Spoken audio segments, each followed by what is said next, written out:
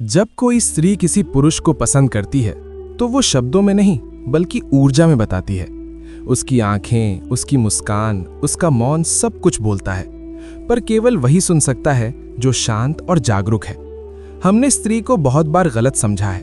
हम ये सोचते हैं कि वो अपने शब्दों से कहेगी मुझे तुम पसंद हो, परंतु बुद्ध कहते हैं स्त्री कभी सीधे नहीं कहती और संकेत देती है। वो प्रेम को खेल की तरह जीती है, युद्ध की तरह नहीं। पहला इशारा, आंखों की भाषा। बुद्ध ने कहा है आंखें आत्मा का द्वार है। जब कोई स्त्री किसी पुरुष को पसंद करती है तो उसकी आंखों में एक अनजाना ठहराव आ जाता है। वो बार बार नजरें मिलाती नहीं बल्कि नजरें चुराकर भी मुस्कुराती है। ये चुराना ही सबसे गहरा इशारा है, एक मौन निमंत्रण, एक सूक्ष्म पुकार। स्त्री की आंखें बोलती हैं कि मैं तुम्हें देख रही हूं, पर तुम मुझे केवल देखो मत, महसूस करो।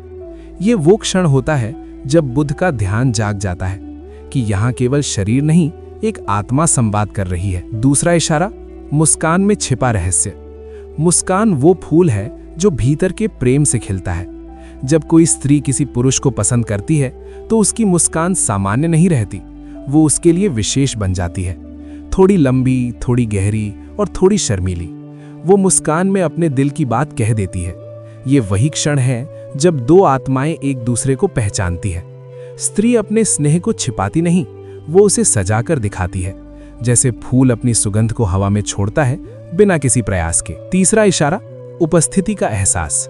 जिसे तुम प्रेम करते हो उसकी उपस्थिति तुम्हारे भीतर बस जाती है।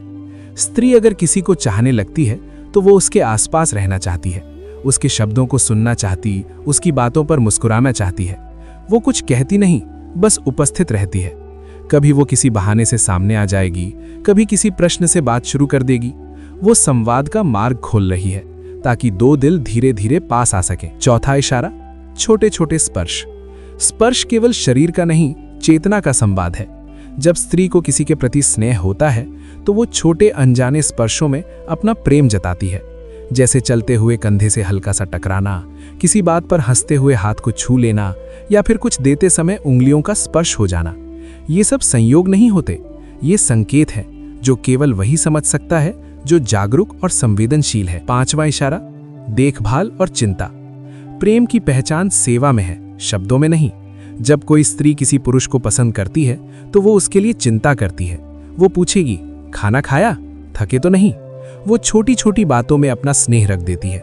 ये स्नेह ही सच्चे प्रेम की पहचान है, क्योंकि प्रेम में अधिकार नहीं होता, केवल देखभाल होती है। वो चाहती है कि सामने वाला सुखी रहे, चाहे उसके साथ रहे या नहीं। छठा इशारा, संवाद की गहराई। प्रेम का सबसे गहरा रूप है मौन में संवाद। स्त्री जब किसी को चाहने लगती है तो उसका संवाद केवल बातों का नहीं रह जाता। वो हर शब्द में भाव रखती है, हर मौन में प्रश्न, हर हंसी में उत्तर। उसके साथ बातचीत करते समय तुम्हें लगेगा कि जैसे तुम केवल बात नहीं कर रहे, किसी गहरे अर्थ को महसूस कर रहे हो। ये वही गहराई है जहां प्रेम जन्म लेता है, बिना किसी स्वीकार या प्रस्ताव के। सातवां इशारा, दूरी में भी निकटता। सच्चा प्रेम दूरी में भी अपना मार्ग ढूंढ लेता है।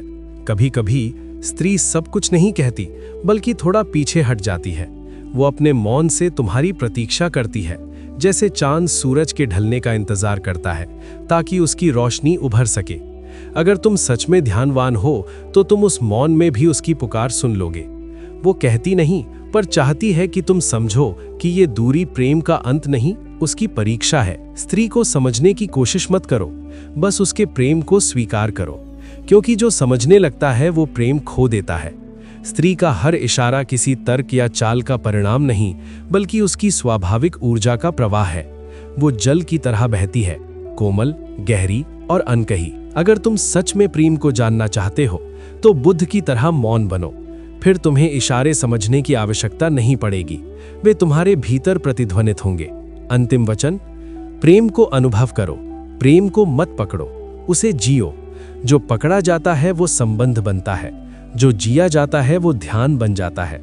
जब स्त्री तुम्हें संकेत देती है, वो केवल तुम्हें नहीं बुला रही होती, वो तुम्हें प्रेम के मार्ग पर चलने का निमंत्रण दे रही होती है। वो कह रही होती है, आओ, यहाँ कोई युद्ध नहीं, केवल एक फूल है जो तुम्हारे स्पर्श की प्रतीक्षा में है। स्त्री का हर इशारा एक ध्यान है, ध्यान वही कर सकता है जो प्रेम को बिना भय के देख सके। अगर तुम उसकी मुस्कान को, उसकी आंखों को, उसके मौन को ध्यान से देख सको तो तुम केवल उसे नहीं, स्वयं को भी जान लोगे। स्त्री के इशारे समझना जीवन को समझना है, क्योंकि वो स्वयं जीवन का प्रतीक है। नाजुक, सुंदर, रहस्यमयी, परंतु गहराई में पूर्ण सत्य।